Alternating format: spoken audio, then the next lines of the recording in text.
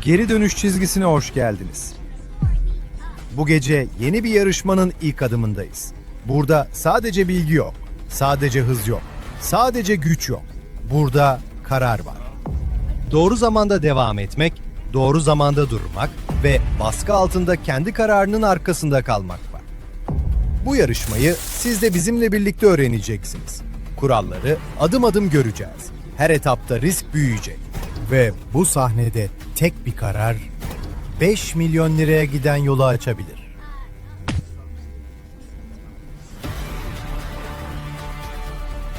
Ben Kaan Ertem. Bu sahnede yarışmacıların karşısına hep aynı karar çıkacak. Devam edecek misin? Yoksa zamanında durmayı bilecek misin?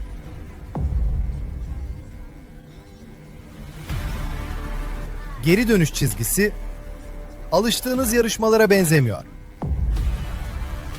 Burada bir yarışmacı sadece doğru cevap verdiği için kazanmaz. Sadece hızlı olduğu için kazanmaz. Sadece güçlü olduğu için de kazanmaz. Burada kazanmak için önce oyunu anlamak gerekir. Sonra baskıyı taşımak gerekir. Ve en önemlisi kendi kararının bedelini kabul etmek gerekir. Bu oyunun sonunda büyük ödül 5 milyon lira. Ama herkes 5 milyona yürüyemez. Herkes final çizgisine kadar kalamaz. Bu yarışta karar önemli.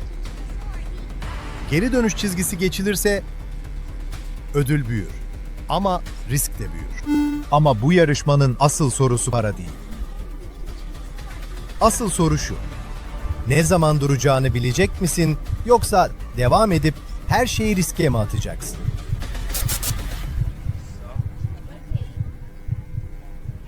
Bu yarışmada sadece sonuçlar izlenmeyecek, kararlar da izlemeyecek. Kim garantiyi seçecek?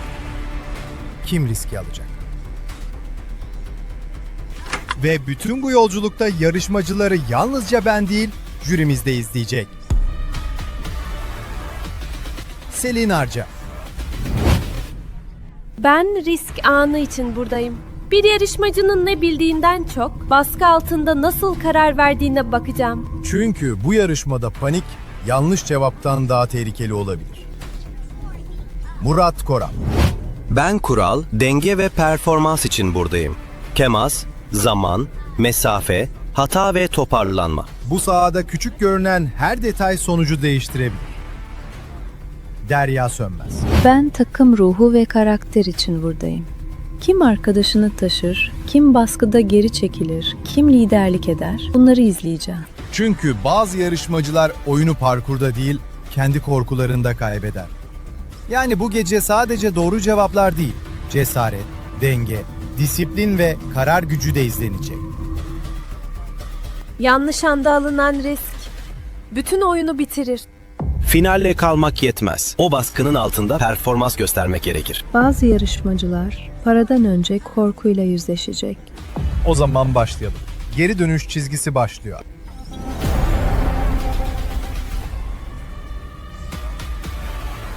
...50 yarışmacı, 3 soru. Tek başınıza vereceğiniz cevaplar.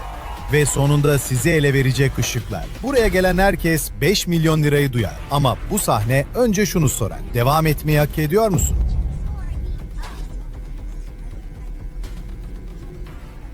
Önce bilgi, sonra takım, sonra denge ve en sonunda karar. İlk etapta 3 sorusu olacak. Her soru ekrana gelecek. Her soru için sadece 10 saniyeniz olacak.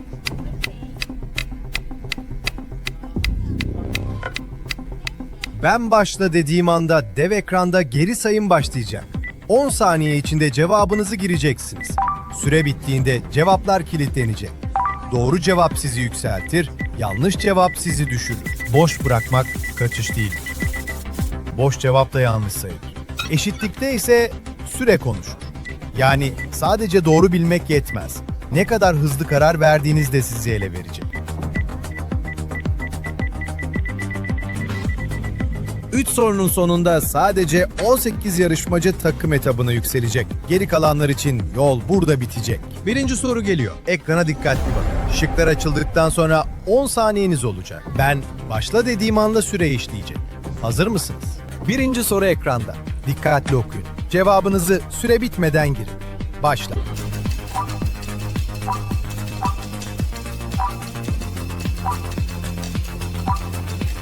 Bunu biliyorum. Emin olmadan basmayın. Ama geç kalırsanız doğru cevabınız bile sizi kurtarmayabilir. Cevaplar gelmeye başladı. Bazıları hızlı bastı. Bazıları hala bekliyor. Son saniyeler. Süre bitti.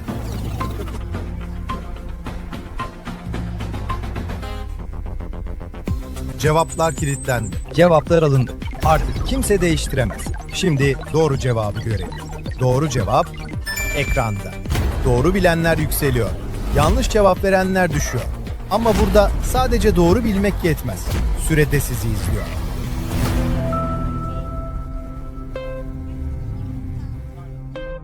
Birinci soru tamamlandı. Puanlar işlendi. Sıralama değişmeye başladı.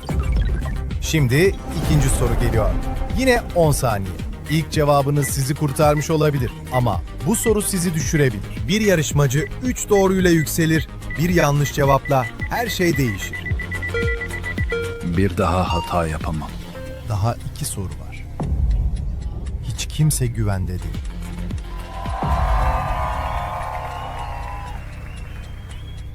İkinci soru ekranda. Yine 10 saniyeniz var. Cevabınız sadece puanınızı değil, yerinizi de değiştirecek.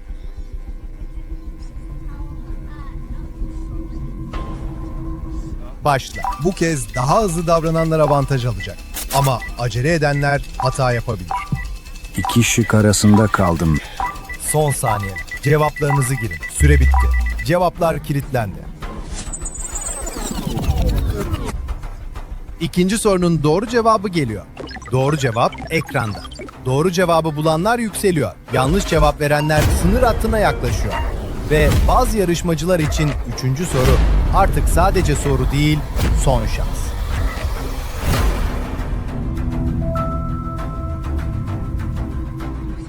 Daha bitmedi. Evet, daha bitmedi. Ama artık hata payı çok az.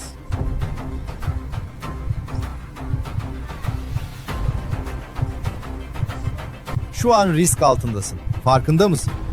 Farkındayım. Üçüncü soru senin için sadece puan sorusu değil, kalma sorusu. O zaman üçüncü soruda bunu kanıtla.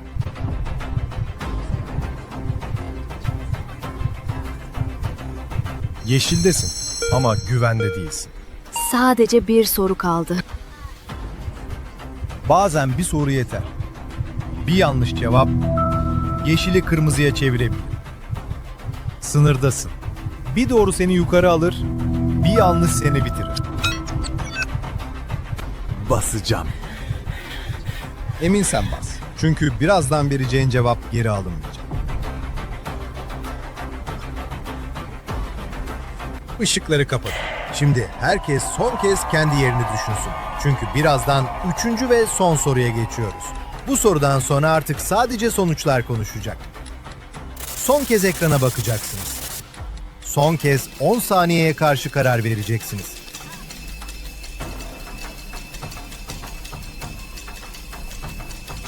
Ve son kez kendi cevabınızın arkasında kalacaksınız.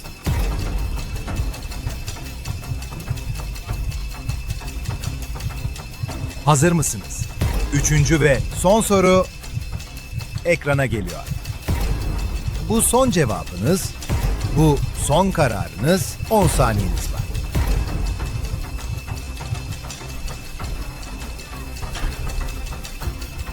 Başla.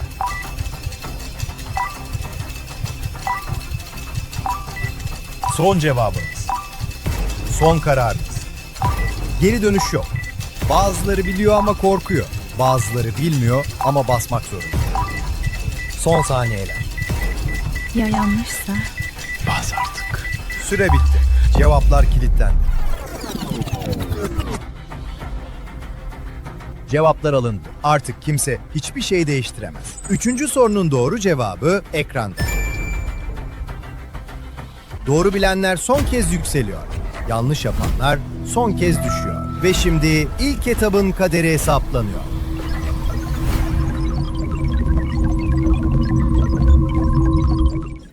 Puanlar hesaplanıyor.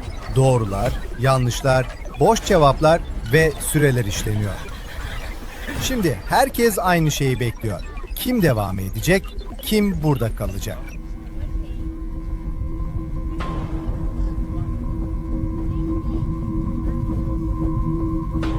Üç soru tamamlandı. Cevaplar verildi. Süreler işlendi, puanlar hesaplandı. Şimdi ışıklar konuşacak.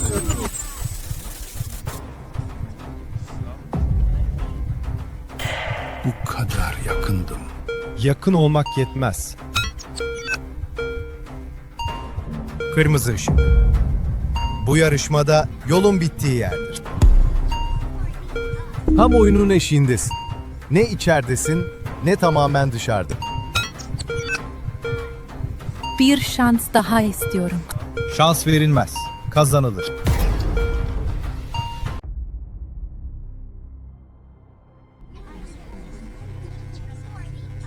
İlk etap tamamlandı.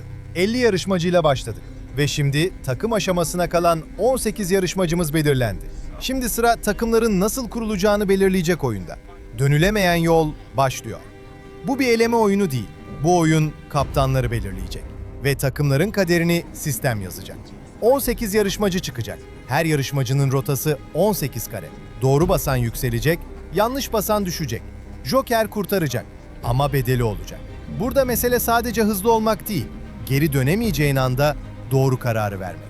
Çünkü bu yolun sonunda kimin maviye, kimin kırmızıya, kimin sarıya gideceğine dönülemeyen yol karar verecek.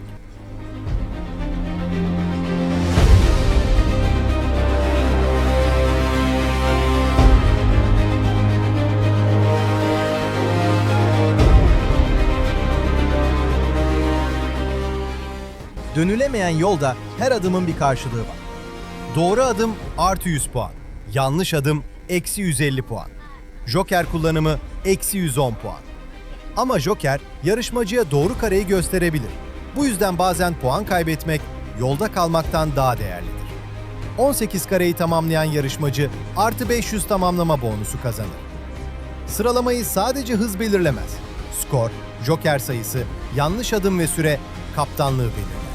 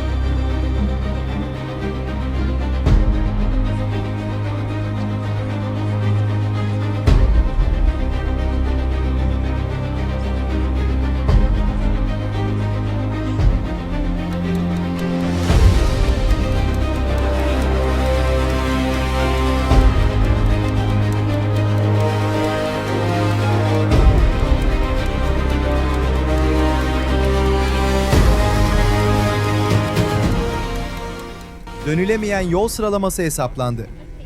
1. sıra Melek Kaya. 2. sıra Volkan Demir. 3. sıra Onur Keskin. Kaptanlar belirlendi.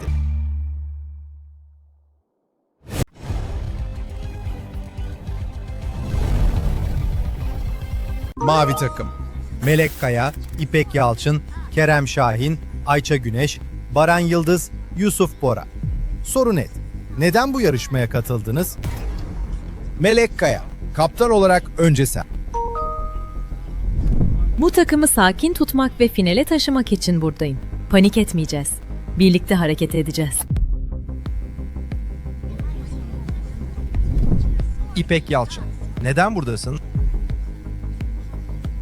Soğukkanlı kalıp doğru anda doğru kararı vermek için buradayım. Ben aceleyle değil, akılla ilerlemek istiyorum. Kerem Şahin, sıra sende. Riskten kaçmadığımı ve çizgiyi bırakmayacağımı göstermek için buradayım. Zorlanırsan da durmayacağım. Ayça Güneş, sen neden bu yarışmaya katıldın? Takım için sorumluluk almak ve sonuna kadar dayanmak için buradayım. Ben kolay pes eden biri değilim. Baran Yıldız, senin cevabın? Gücümü kontrol etmeyi ve sonuna kadar gitmeyi göstermek için buradayım. Bu yarışta geri çekilmeyeceğim. Yusuf Bora, mavi takımın son cevabı sende. Bu yarışta sessiz kalmayacağım. Gerektiğinde öne çıkacağım. Mavi takım sakinlik, kontrol ve doğru zaman üzerine kuruluyor. Biz mavi takımız, biz kazanacağız. Kırmızı takım, Volkan Demir, Aslı Çetin, Zeynep Erel, Hakan Efe, Elif Karaca, Ozan Tekin. Kırmızı takım için aynı soru. Neden bu yarışmaya katıldınız? Volkan Demir, kaptan olarak önce sen. Disiplini korumak ve takımımı dağılmadan finale götürmek için buradayım. Temiz oynayacağız. Aslı Çetin, neden buradasın? Baskı altında güçlü kalabileceğimi göstermek için buradayım. Zor anlarda ayakta kalacağım.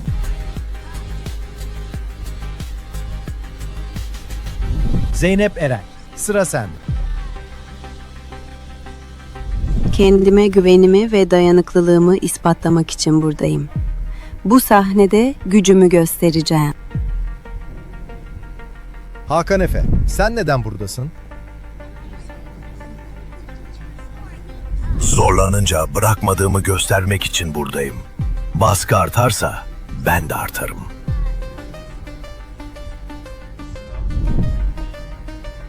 Elif Karaca, cevabını alalım. Hata olsa bile toparlanabileceğimi göstermek için buradayım. Düşsem de oyundan kopmam. Ozan Tekin, kırmızı takımın son cevabı sende. Bu takımın gücüne güç katmak için buradayım. Sonuna kadar dayanacağım. Kırmızı takım durmaz, biz kazanacağız. Kırmızı takım disiplin, direnç ve temiz oyun üzerine kuruluyor. Sarı takım, Onur Keskin, Eren Bulut, Ceren Doğan, Emre Tunca, Defne Aras, Leyla Akın. Sarı takım, neden bu yarışmaya katıldınız? Onur Keskin, kaptan olarak önce sen. Hızımı, cesaretimi ve liderliğimi göstermek için buradayım. İlk hamleyi biz yapacağız. Eren Bulut, neden buradasın? İlk hamleyi yapanın ben olduğunu göstermek için buradayım. Beklemem, çıkarım. Ceren Doğan, sıra sende. Bu yarışta ne kadar dayanıklı olduğumu göstermek için buradayım. Kolay düşmem. Emre Tunca, sen neden bu yarışmaya katıldın? Büyük ödüle giden yolda öne çıkmak için buradayım. Takımım için hızlanacağım. Defne Aras, cevabını alalım.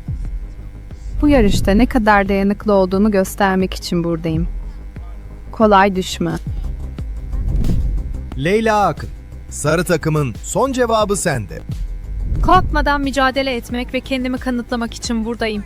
Bu sahnede geri adım atmayacağım. Hızlı olacağız Cesur olacağız. ve çizgiye kadar durmayacağız. Sarı takım hız, cesaret ve ilk hamle üzerine kuruluyor. Şimdi ikinci etapta oynanacak oyun belirlenecek. 5 oyun, 5 farklı tehlike ama bu gece sadece biri oynanacak. Melek Kaya, ilk karar sende. 5 oyun havuzda ama biri bu gece oynanmayacak. Takımımın dengesini bozacak bir oyun istemiyorum. Ben balon saldırısını eliyorum. Melek ilk hamlede riski büyütmedi. Bu karar takımını korumaya çalışan bir kaptan kararı. Bundan sonra kalan her oyun daha fazla karar baskısı yaratacak. İlk karar verildiği anda diğer kaptanların üzerindeki baskı artar. Çünkü artık sadece oyun seçmiyorsun. Rakibin hamlesine de cevap veriyorsun. Yanlış oyun dışarıda kalırsa takımın sahada bunun bedelini öder. Mavi takım kaptanı Melek Kaya ilk elemeyi yaptı. Balon saldırısı oyun havuzundan çıkıyor. Artık 4 oyun kaldı. Şimdi sıra kırmızı takım kaptanı Volkan Demir'de. Volkan, takımını zorlayacak olanı mı dışarıda bırakacaksın yoksa rakiplerin için tehlikeli olanı mı havuzda tutacaksın? Bu etapta dağılmak istemem. Ben son damlayı eliyorum.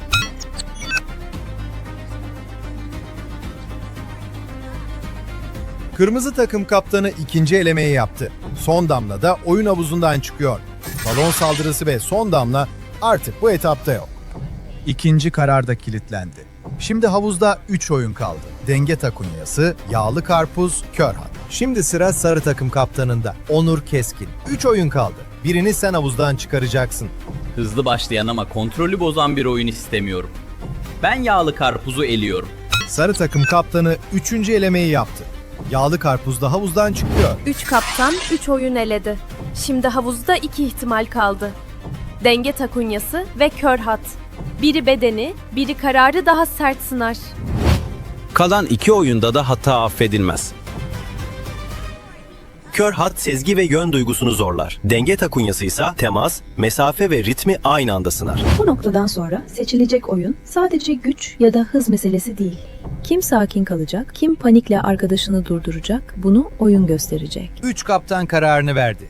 Balon saldırısı, son damla, yağlı karpuz. Bu 3 oyun havuzdan çıktı.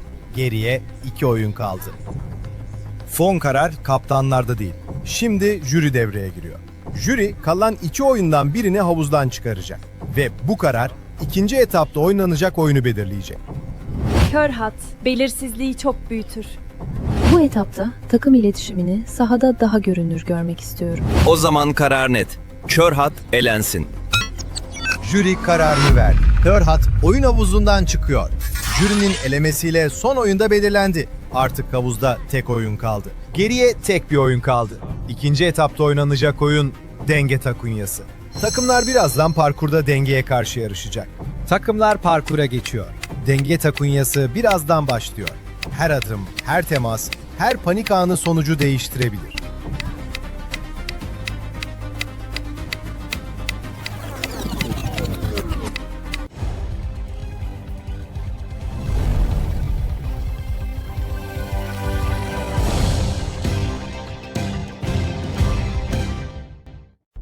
En çok düğmeye basan takım kazanır. Bu kadar basit. Ve bu kadar zor. Denge takunyası başlıyor. Takımlar kuruldu. Artık bilgi değil, denge konuşacak. Her takımın kendi resmi süresi olacak. Bu parkur kısa görünüyor olabilir ama dar hatta yapılan her küçük hata bütün takımın süresini yer. İlk düşen takım sadece zaman kaybetmez. Güven de kaybeder. Bu oyunda parkur tek takıma açık olacak. Her takım sırayla kendi resmi 3 dakikasını kullanacak. En çok geçerli düğme basışı yapan takım kazanacak. Önce sarı takım, sonra kırmızı takım. Son deneme mavi takım. 3 deneme ayrı tutulacak, sonuç aynı ekranda birleşecek. Şimdi 3 takımın 3 ayrı denemesinden en kritik anları izleyeceğiz. Hız mı kazanacak? Temizlik mi yoksa ritim mi? Mavi takım oyuna sakin ve kontrollü girmeye hazırlanıyor. Sakin kalacağım. Acele yok. Ritimle gideceğiz. Kırmızı takım hatasız oyun planıyla sahada. Hata yok. Temiz gireceğim. Dağılmayacağım. Temiz geçiş. Sarı takım oyuna en hızlı başlayan takım olmak istiyor. İlk basışı biz alacağız. Çıkınca beklemeyeceğim. Bir adım hata ritmi bozar. Bir denge kaybı zamanı yakar. Bu hat üzerinde kalamayan oyunu baştan toplamak zorunda kalır.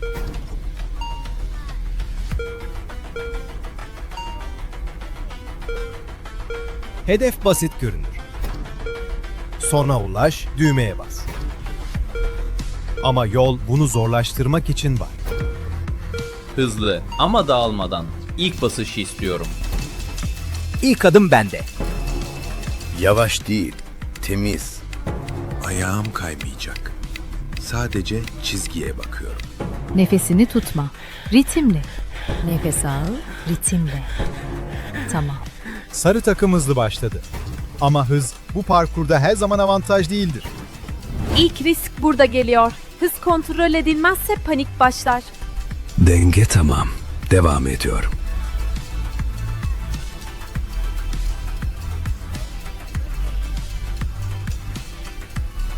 Kırmızı takım daha yavaş ama daha temiz ilerliyor. Acele etmeyeceğim. Temiz gideceğim.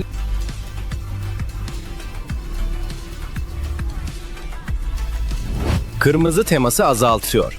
Bu parkurda temiz adım, hızlı adımdan daha değerli olabilir. Mavi takım çizgiden kopmadı ama bu sendeleme süreye yazık. Toparla. Acele etme.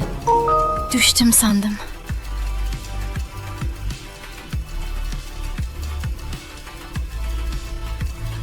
Böyle anlarda yarışmacı önce zihninde düşer. Asıl mücadele şimdi başlıyor. Hadi, hadi. Hatta kal. Toparladı. Devam. Burada mesele hız değil. Temas temizliği. Bas. Kaybetmeden bas.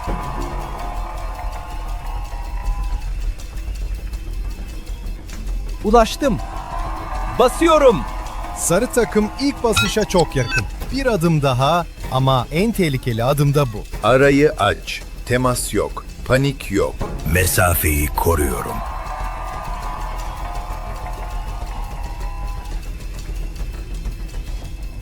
Tamam. Geldim geri. Mavi takım düşmeden toparladı. Bu toparlanma süre kadar değerli olabilir.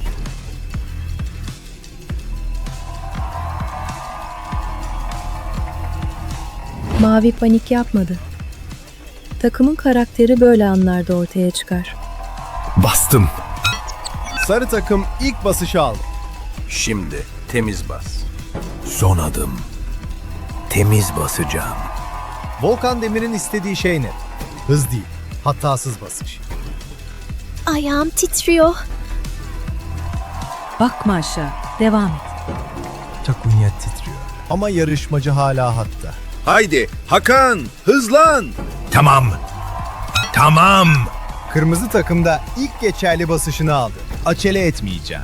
Düşmeden basacağım. Mavi takım yavaş geldi ama temiz geldi. Mavi takıma yaz bunu. Mavi takım ilk basışı aldı. Süre akıyor. Artık her saniye, her adım kadar önemli. Devam. Durma. Çok hızlı girdim. Sarı takım riski büyütüyor. Bu hamle onları öne de taşıyabilir, oyundan da koparabilir. Sarı hız istiyor. Ama hızla panik arasındaki çizgi çok ince. Ritim bozulmadı.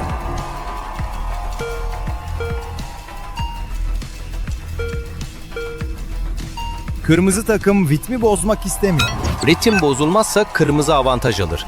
Ama tek temas bütün hesabı değiştirir. Aynı ritim. Acele yok.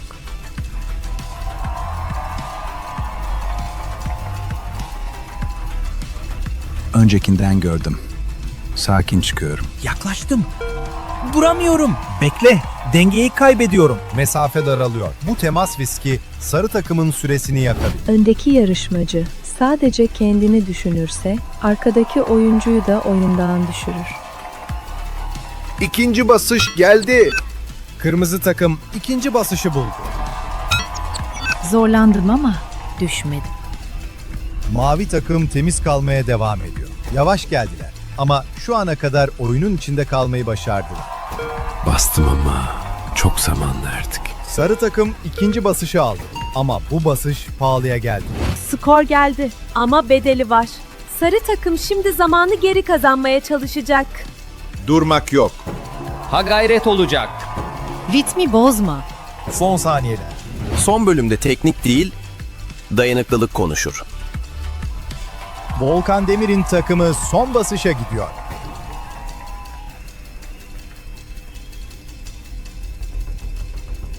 Kırmızı burada temiz kalırsa sonucu değiştirebilir.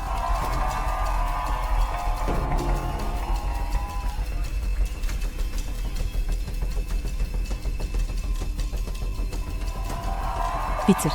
Sadece bitir. Mavi takım hala sessiz. Ama bu sessizlik onları finale taşıyabilir. Bazen en güçlü takım en hızlı giden değil, en az dağılan takımdır. Son basış tamam. Kırmızı takım son anda bir basış daha aldı. Bu basış sonuç panelinde çok şey değiştirebilir. Bir kere daha, tamam. Mavi takım da son basışı buldu. Şimdi her şey geçerli basış kontrolünde. Süre bitti. 3 takımın denemesi tamamlandı. Şimdi geçerli basışlar kontrol edilecek.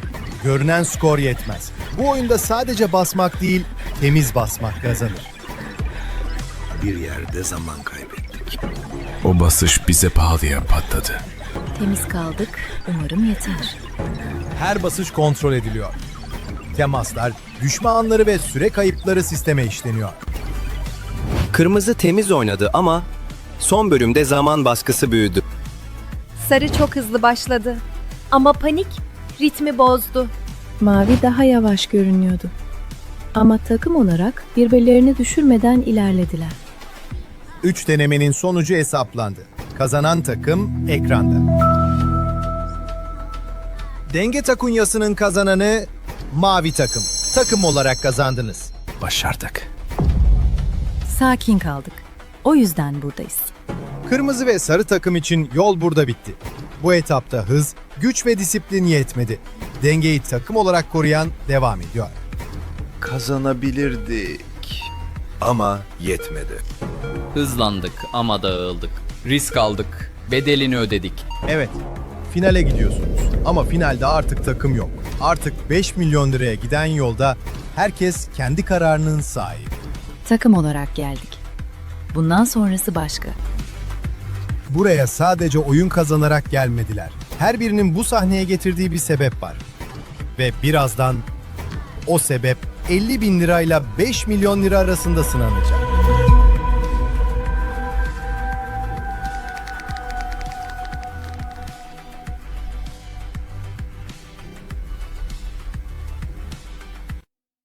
Buraya sadece oyun kazanarak gelmediler. Her birinin bu sahneye getirdiği bir yük var. Bir sebep, bir ihtiyaç. Ve birazdan o sebep 250 bin lirayla 5 milyon lira arasında sınanacak. Melek Kaya.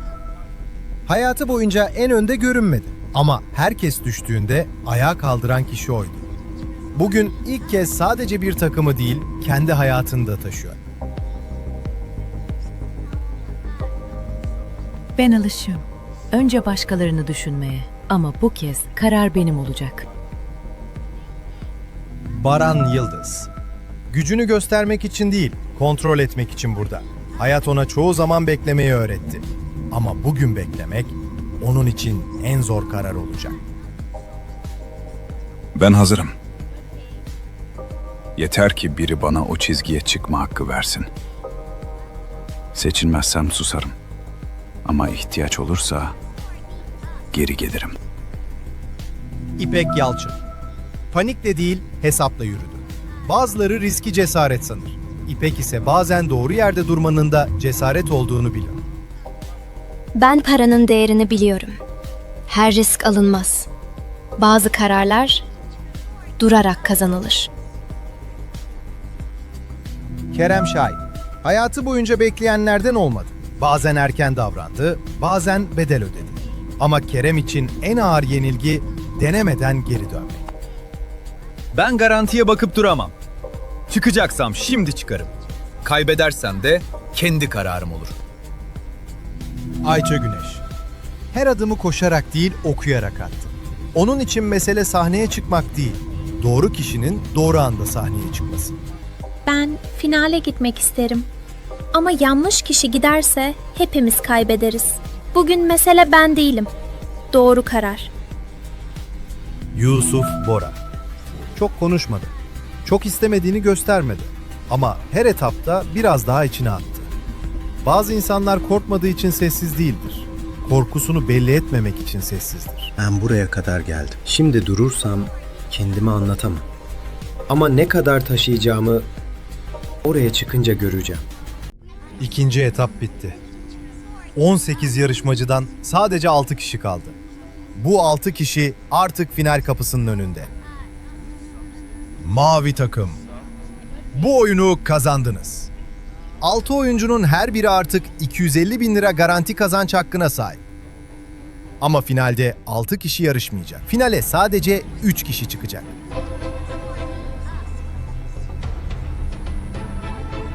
İlk at kaptanın.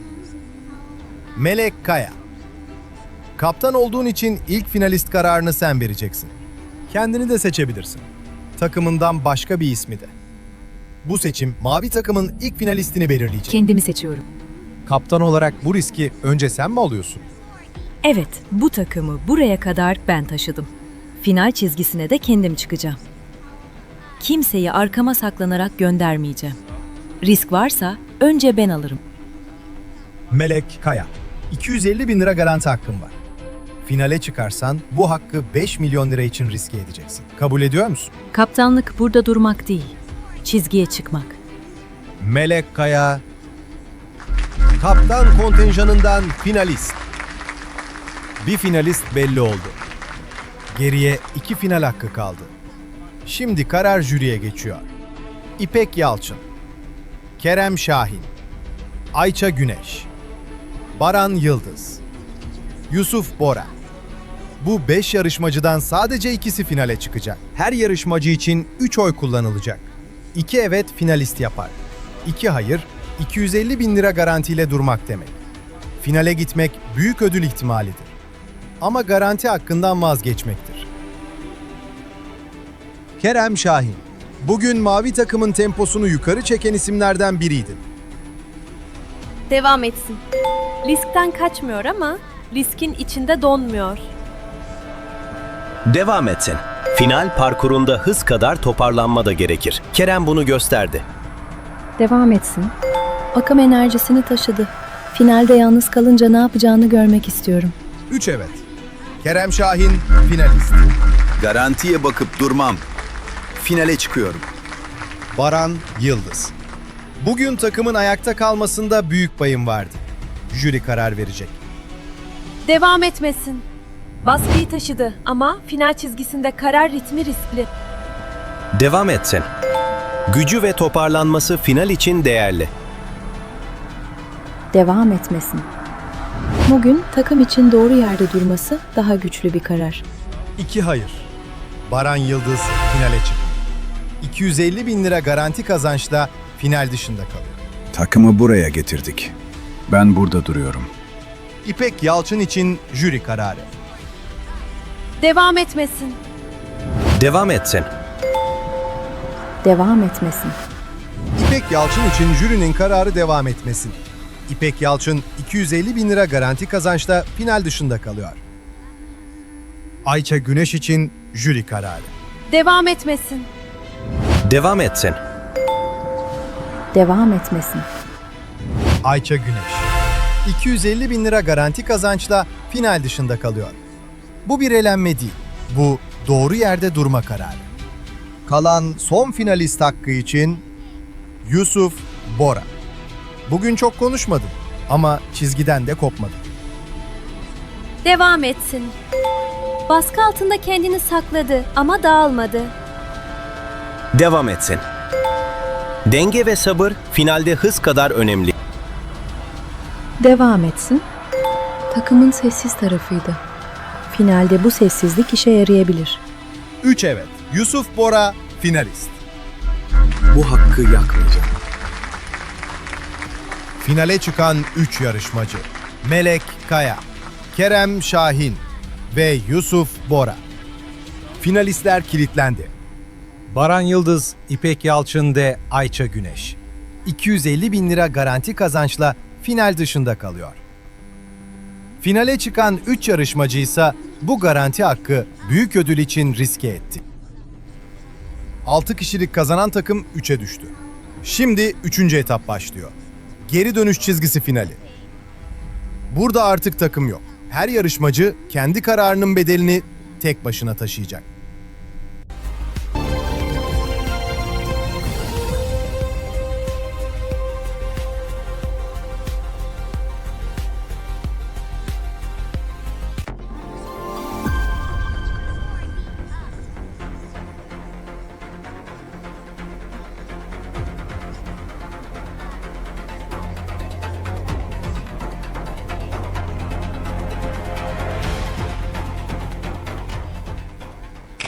Finalde aynı anda yarışmayacaksınız. Sırayla çıkacaksınız. Resmi süreleriniz ayrı tutulacak. En düşük resmi süre bu finalin şampiyonunu belirleyecek. Ama bu finalde sadece parkuru geçmeyeceksiniz. Kararlarınızın bedelini de taşıyacaksınız. Finale çıkan yarışmacı 250 bin lira garanti kazanç hakkı. Büyük ödül şansı için riske eder. Çarkı çevirip final hakkını aktif kullanan yarışmacı parkuru tamamlarsa ama şampiyon olamazsa 100 bin lira teselli ödülü hakkı kazanır. Ama çarktan çıkan zorlaştırıcıyı değiştirirse sadece büyük ödül değil, final sonunda kazanabileceği her ödül hakkı yarıya düşer.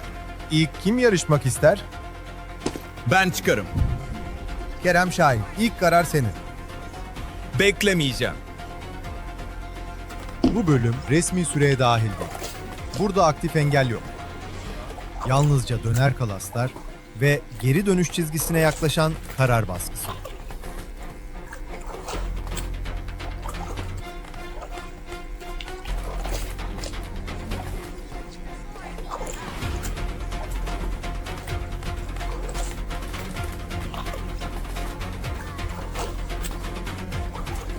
Kerem Şahin. Geri dönüş çizgisine ulaştın. Devam edersen çarka gideceksin. Zorlaştırıcını alacaksın. Ve resmi süren ondan sonra başlayacak. Devam mı? Ben hazırım. Kerem. Çarkı çevir. Devam. Kerem Şahin'in zorlaştırıcısı artı 60 saniye. Başta kaybettik. Artı 60 saniye finalde çok ağır bir yük. Bu cezayı kabul edersen resmi sürene doğrudan eklenir. Ama aynı seviyede başka bir zorlaştırıcıyla değiştirme hakkın var. Ne ile? 2 bardak buzlu su. Ya da 2 damla acı sos.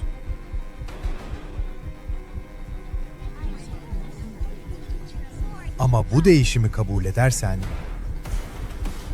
sadece büyük ödül değil, final sonunda kazanabileceğin her ödül hakkı yarıya düşer. Şampiyon olursan büyük ödül hakkın yarıya iner. Şampiyon olamazsan 100 bin lira teselli hakkın 50 bin liraya düşer. Artı 60'la çıkarsam iş biter. Soğuğu da istemem. Antalya'da yaşayan insanım, soğuktan hoşlanmam. Acıyı seçiyorum. Kerem Şahin artı 60 saniye cezasını değiştirdi. 2 damla acı sosu kabul etti. Ödül hakkı yarıya düştü. Kerem Şahin. Resmi süren başlıyor. 3, 2, 1, başla. Çıkıyorum. Kerem hızlı başladı. Ama ilk lazer teması geldi. Devam. Durmayacağım. Kerem ilk kez suya düştü. Süre durmuyor. Düştüğü kalasın başına dönmek zorunda. Bu ona ciddi zaman kaybettirecek. Kerem süreyi kurtarmak için acıyı seçti. Ama acı şimdi adım kontrolünü bozuyor. Kerem aynı kalasın başına döndü. Bu kez daha kontrollü. Bu kalas ilk lazer kalasından daha hassas. Kerem'in hızlanma isteği her adımda yeni ceza yaratıyor. Kırmızı çizgi hatası. Acı nefesimi kesiyor. Kerem Ama devam. ikinci kez suya düştü. Süre yine durmuyor. Aynı kalasın başına dönecek. Her dönüş ham süreyi büyütüyor. Kerem aynı kalasta. Bu kez kırmızı alanlardan kaçıyor. Tamam. Geçiyorum. Kerem artık hızlı değil. Kalan gücüyle yarışıyor.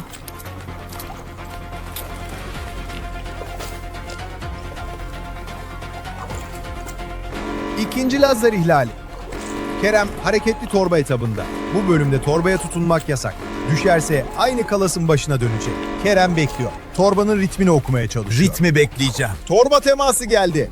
Kerem 3. kez düştü. Tekrar aynı kalasın başına dönecek. Süre akmaya devam ediyor. 4. düşüş. Kerem yine suya düştü. Süre durmuyor. Kerem tekrar torba kalasının başına dönecek. Bu finalde her düşüş saniyelerden fazlasını alıyor. Kerem torba etabını geçti. 4 düşüşe rağmen devam ediyor. Kerem son kalasa yaklaşıyor. 4 düşüş, 2 lazer ihlali, 1 kırmızı çizgi hatası.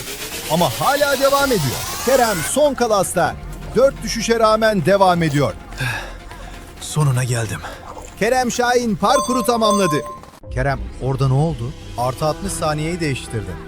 Acıyı seçtim. Sonra parkur seni defalarca durdurdu.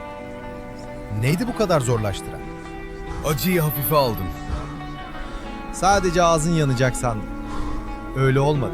Nefesim bozuldu. Dengem bozuldu. Gözüm lazerdeydi ama bedenim geç kaldı. Kırmızı çizgide ayağımı kontrol edemedim. Torbanın ritmini okuyamadım. Her suya düştüğümde kalasın başına dönmek zorunda kaldım. Her dönüş beni biraz daha ağırlaştırdı. Son kalas zaten daha sert dönüyordu. Ama bitirdim.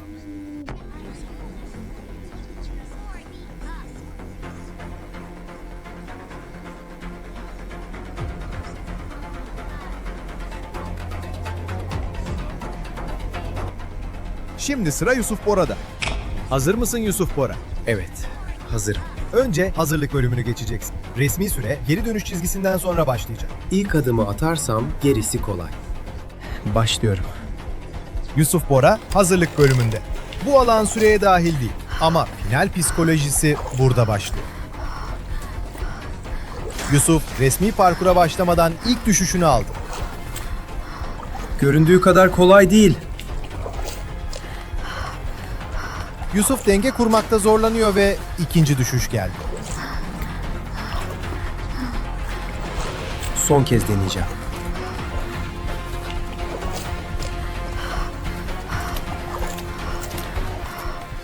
Yusuf düşmemek için direndi ama üçüncü düşüş geldi. Bu benim yapacağım bir şey değil.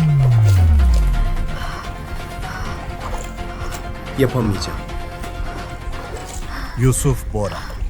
Geri dönüş çizgisine ulaşamadı. Henüz çarkı çevirmedi. Henüz zorlaştırıcı almadı. Resmi süren başlamadı. Ama yarışmayı bıraktı. Devam etmek istemiyor musun? Buraya kadar geldim. Ama bundan sonrasını bitiremeyeceğimi anladım. Bu bana göre değil. Finale katılmayan arkadaşlarına soralım mı? Ben bunu bitiremem. Evet, soralım. Ben yapamayacağım. Senin yapamayacağını belki arkadaşların yapabilir. Yusuf Bora devam etmek istemediğini açıkladı. Ama bu bırakma hakkı değildir. Bu noktada hak değişimi açılır. Kimse bu hakkı devralmazsa Yusuf Bora'nın iki seçeneği kalır. Ya devam eder ya da ödülsüz diskalifiye olur. Garanti kazanç hakkına sahip uygun bir yarışmacı Yusuf'un finalist hakkını devralabilir. Ama 250 bin lira garanti hakkını büyük ödül şansı için riske eder. Baran, ben senden bunu kolay diye istemiyorum. Yapabileceğine inandığım için istiyorum. Sen tamamlarsın. Emin misin? Eminim. Ben denedim. Bu parkur bugün benim parkurum değil. Sen tamamla. Kabul ediyorum. Garanti hakkımı büyük ödül şansı için riske ediyorum. Yusuf'un finalist hakkını devralıyorum. Baran Yıldız, Yusuf Bora'nın finalist hakkını devraldı. Artık aktif finalist Baran Yıldız. Baran'ın hak değişimi onaylandı. Ancak resmi süre çarktan sonra başlayacak. Baran, hazırlık bölümünü kendi geçişiyle tamamlayacak. Çizgiye ulaştığında çark aşamasını almayacak. Yusuf Bora final hakkını devretti. Çarkı çevirmedi. Zorlaştırıcı almadı. Bu nedenle 250 bin lira garanti kazanç hakkını koruyor. Benim için doğru karar buydu. Şimdi Baran'ın bitirmesini istiyorum.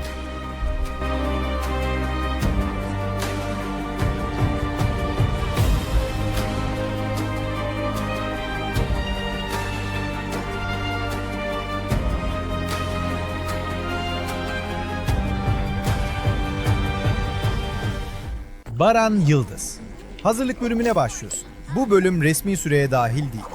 Geri dönüş çizgisine ulaşırsan çarka geçeceksin. Geliyorum. Baran hızlı başlamadı. Kontrollü başladı. İlk iki kalası sorunsuz geçti. Geri dönüş çizgisine geldi. Baran Yıldız, geri dönüş çizgisine ulaştı. Devam edersen çarka geçeceksin. Zorlaştırıcını alacaksın. Resmi süren ondan sonra başlayacak. Devam mı? Baran Yıldız, çarka geç. Yusuf'un bıraktığı hakkı kolaylaştırarak taşımayacağım. Baran Yıldız'ın zorlaştırıcısı 3 bardak buzlu su. Buz zaman grubu değil, fiziksel zorlaştırıcı. Doğrudan süre cezası yazmaz. Ama soğuk, dengeyi ve refleksi içeriden kırabilir. İstersen aynı seviyede başka bir zorlaştırıcıyla değiştirebilirsin. Değiştirmiyorum. Ne geldiyse onu alacağım. Baran Yıldız 3 bardak buzlu suyu değiştirmedi. Ödül hakkı tam kaldı. Ama su kaslarını ve reflekslerini sınayacak. Başlayalım. Baran Yıldız, resmi süren başlıyor. 3, 2, 1, başla. Baran kontrollü gidiyor. Soğuk vücudunu kilitliyor ama acele etmiyor. Birinci kalas bitti. Lazer kalasına geldi. Lazer kalasında kayıpsız geçiyor. Baran şu ana kadar hiç takılmadı. Baran hareketli torba etabında. Bu bölümde torbaya tutunmak yasak. Düşerse aynı kalasın başına dönecek. Baran ilk kez düştü. Torbaya temas ceza yazdırmaz. Ama bu düşüş ona zaman kaybettirdi. Baran ikinci kez düştü. Aynı torba kalasının başına dönecek.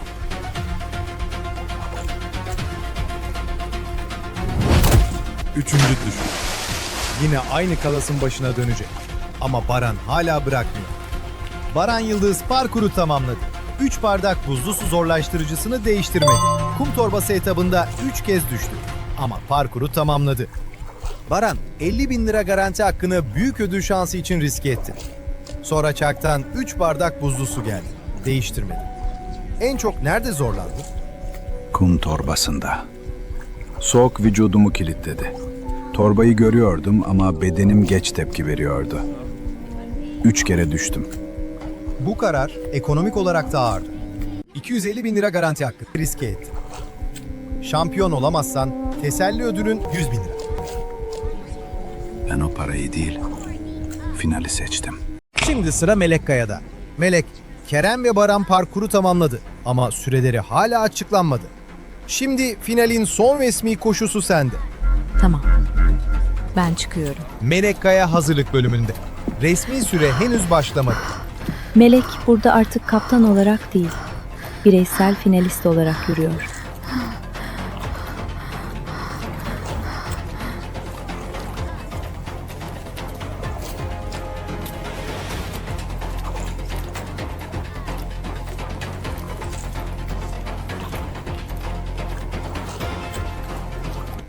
Melek Kaya. Geri dönüş çizgisine ulaştın. Devam edersen çarka geçeceksin. Zorlaştırıcını alacaksın ve resmi süren başlayacak. Devam mı? Devam. Melek, çarka geç. Ne gelirse gelsin. Kararım değişmeyecek.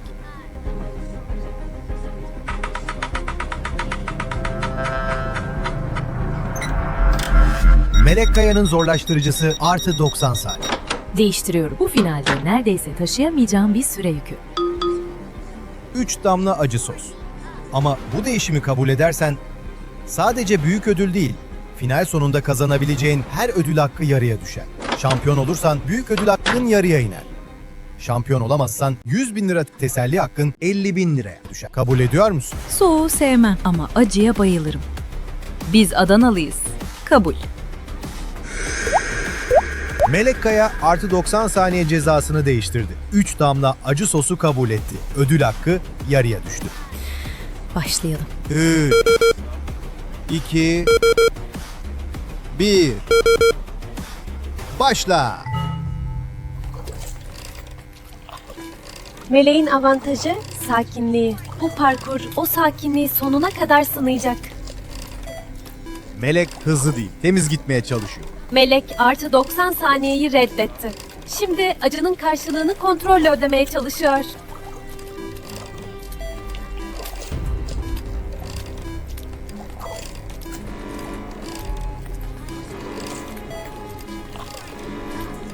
Bir nefes. Sonra geç. Hayır, basmak yok. Ayağını son anda çekti. Baskı altında hala çok dikkatli.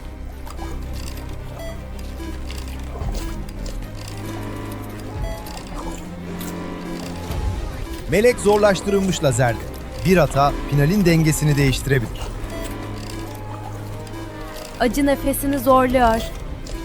Ama dengesini henüz bozamadı.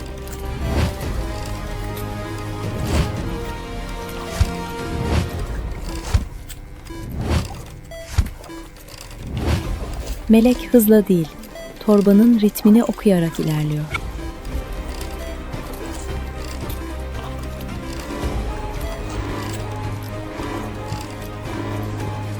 Melek son kalasta düştü. En pahalı hata. Tam finalin kapısında geldi. Düşüşün nedeni hız değil. Kalas'ın dönüşünü bir an geç okumasıydı. Bitmedi. Tekrar. Süre durmuyor. Son kalasın başına dönmek zorunda. Bu finalin son bölümünde büyük zaman kaybı. Dönüyorsa dönecek. Ben geçeceğim. İlk denemede Kalas'a karşı koydu. Şimdi onun ritmini bekliyor.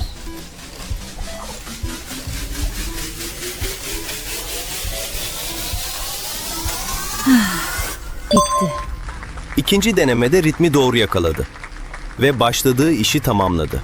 Melek Kaya parkuru tamamladı. Düşüşten sonra dönüp bitirmek. Meleğin bu finaldeki en güçlü cevabıydı. Artı 90 saniye cezasını 3 damla acı sosla değiştirdi. Son kalasta bir kez düştü ama aynı kalasa döndü ve parkuru tamamladı. Süren kaydedildi ve artık 3 finaliste parkuru tamamladı. Melek, artı 90 saniyeyi değiştirdin. 3 damla acı sos aldın. Son kalasta da düştün. En çok ne zorladı? Artı 90'la çıkamazdım. Onu taşıyamazdım. Acıyı taşıyabileceğimi düşündüm. Kolay olmadı. Nefesimi yaktı. Ama panik yapmamaya çalıştım. Son kalasta düştüğümde bir an her şey bitti sandım. Ama o kalasın başına geri dönmem gerekiyordu. Döndüm ve bitirdim. Süren birazdan açıklanacak. Hazırım.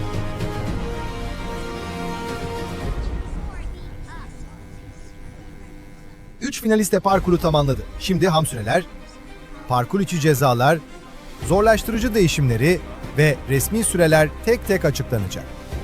Resmi süre hesabı net. Ham parkur süresi, çarktan gelen süre cezaları, lazer ve kırmızı alan cezaları birlikte hesaplanır. Fiziksel zorlaştırıcılar doğrudan süre cezası yazmaz.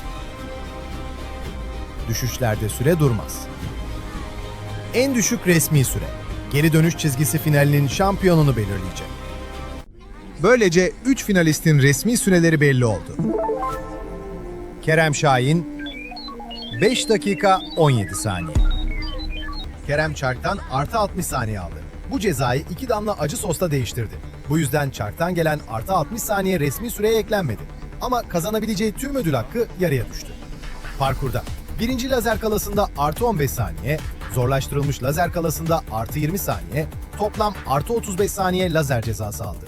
Bir kırmızı alan ihlaliyle artı 20 saniye daha eklendi. Toplam parkur cezası 55 saniye. Kerem Şahin'in ham parkur süresi 4 dakika 22 saniye. Kerem Şahin'in resmi süresi 5 dakika 17 saniye. Baran Yıldız 4 dakika 54 saniye. Baran, Yusuf Bora'nın finalist hakkını devraldı. Kendi 250 bin lira garanti. Kazanç hakkını büyük ödül şansı için riske etti. Çarktan 3 bardak buzlu su aldı.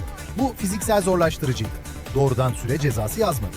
Baran zorlaştırıcısını değiştirmedi. Bu yüzden ödül hakkı tam kaldı. Kum torbası etabında 3 kez düştü. Düşüşler ceza saniyesi değildi. Ama süre durmadığı için ham süreyi büyüttü.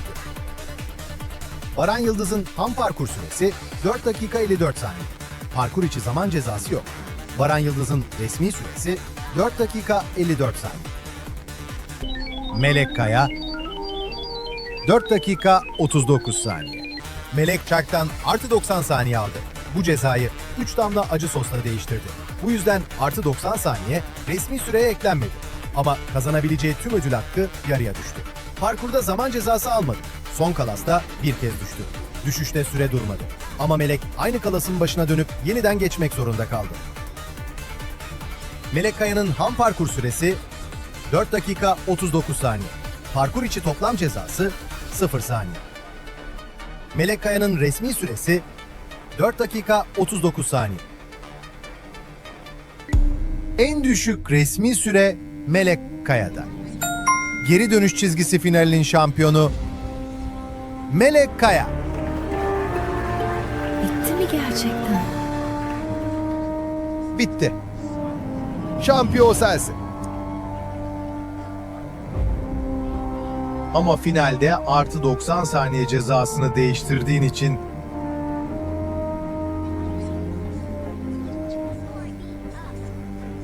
kazandığın büyük ödül hakkı yarıya düştü. Bu finali kazandın.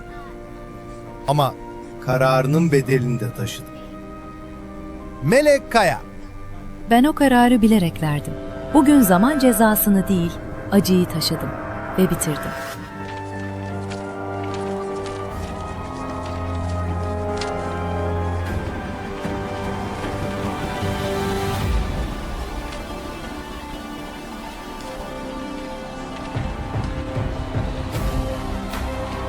Kerem, en hızlı ham sürelerden birini yaptın. Ama kararının bedeli ve parkur cezaları seni geriye attı.